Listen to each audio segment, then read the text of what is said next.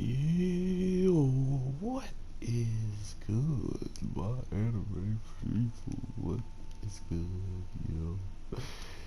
For some reason, I don't know why I didn't think about playing this character earlier, because you know the princess has no fear of snakes, but we all know who does have some fear of it, so absolutely perfect character for her. And I apologize if I could add better moves on my set because I didn't go into the thing and pick them, so that's my fault.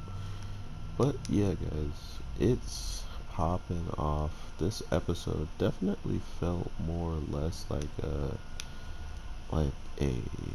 filler episode in the case of it felt like they were going to give us the backstory, give us the story of what was going on, right? Like that's 110% what I thought was about to happen.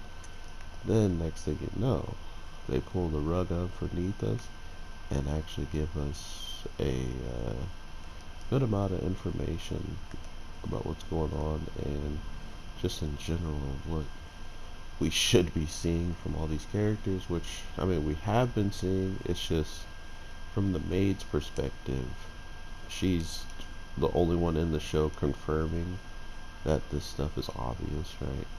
That everybody should be able to see what's going on, and because the maid pretty much just comes out and outright says it, they all have a much better understanding now of just, or we have a better understanding that they're not all blind, right?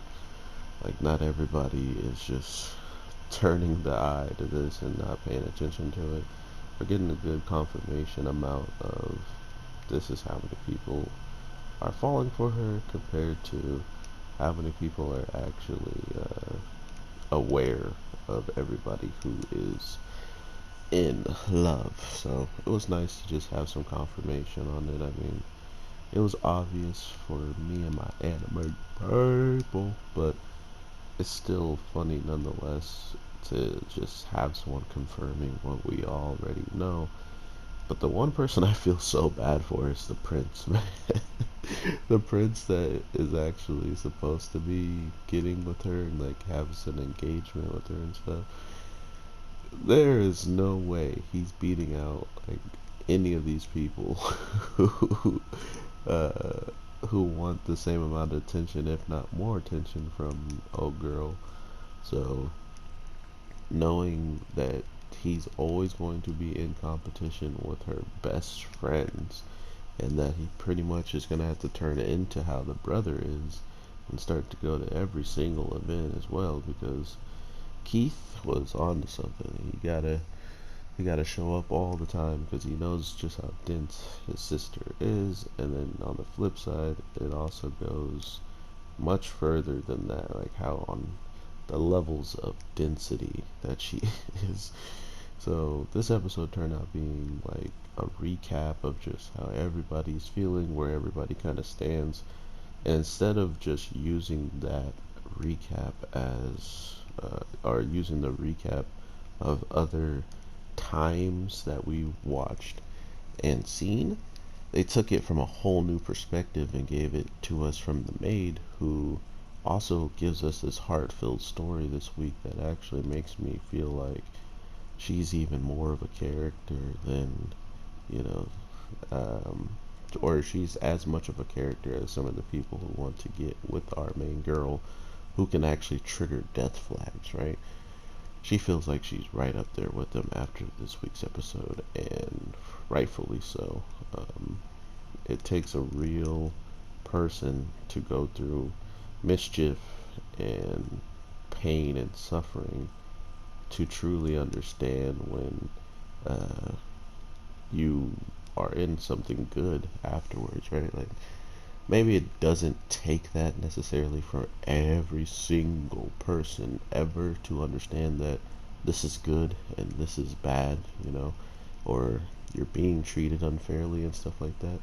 This is just a situation where you actually get to see it firsthand and understand, like, yes, this is 110% the overall outcome of her being treated so unjustly that all of a sudden, once somebody who was around her gave her the opening to be able to just be herself, you know, actually want good things for the girl. You know, she's it's not like she's just doing this maid job now because that's the only thing she has to do. She actually wants to see uh, the main girl do better and have good things in her life. So with that in mind, it just goes to show that much more respect and uh, responsibility on her part to make sure that she does end up better because of how much she has helped her.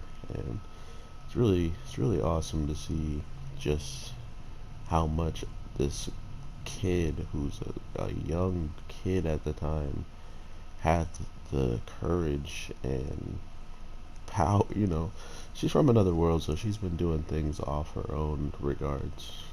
But to think that she would be the one to save a maid from doing something her supposed, father uh, was supposed to do, or, not even really her father, but just this person who saw her as a tool. To think that she gave her the courage to be a different person than who she already was just by being around her was pretty amazing and sweet. Um, Not only that, then seeing how she still feels about her and how she's still, fixing the covers on our girl, on our main character every time she's kicking and moving around all night. She's still doing that since she was a baby. So it's just this amazing amount of backstory and information disclosed to us through the maid that actually feels really fresh and nice. The one thing that scared me though, and the one thing I think we all should be a little bit worried about, is what's up with the prince that we're supposedly being engaged to. Like, he straight up threatened the maid to lie. He threatened her. He's like, yeah, that scar's not gone. I could tell it's not gone. And he's like, don't you agree with me? And she's like, oh, I'm not even gonna say anything. And then after she explains how she feels, she said she felt like she got a few years shaved off her life just from that experience alone. You know how you get a few years shaved off your life? As if somebody straight up runs up on you and you're looking over a bridge and they accidentally are jogging and bump into you and you lean over the bridge and you almost fall over the bridge, but they snatch you up and save you. So at the same time, they caused you almost death and saved you. So you have so much mixed reaction towards that person that you still want to fight. I don't know where I was going with that. I'm sorry. But yeah, overall, this episode was filler-ish. I mean, I want to see how people felt about it because, like I said, they took a different approach at explaining just everybody's exposition, and then they had the sleepover where they started talking about some stuff that Mary should not have been talking about. Mary's a freak. When they're doing their little I don't remember seeing anything the boys talked about. I was kind of looking forward to seeing how much they would actually talk about during their sleepover, but that didn't happen. Um, but yeah, Mary. Someone asked me who was my favorite character in the show, and it was Mary, just because of how forward, how dedicated she is to just getting out all the information of how she feels towards this girl, and to still not have it reciprocated just kind of shows you the most dense that our main girl is, right? Catalina is ridiculously dense, and Mary is the best example of how to showcase that. So, hope you guys are having an amazing day, night, evening, whatever the case may be. Your boy gotta probably go to work, so I'm ready to dip out here within the couple of half an hour or less. So, hope you guys have an amazing day, night, evening, whatever the case may be. I will talk to you in the next one. I am your boy, the Anime G, and I hope you have a good one. Take care and peace.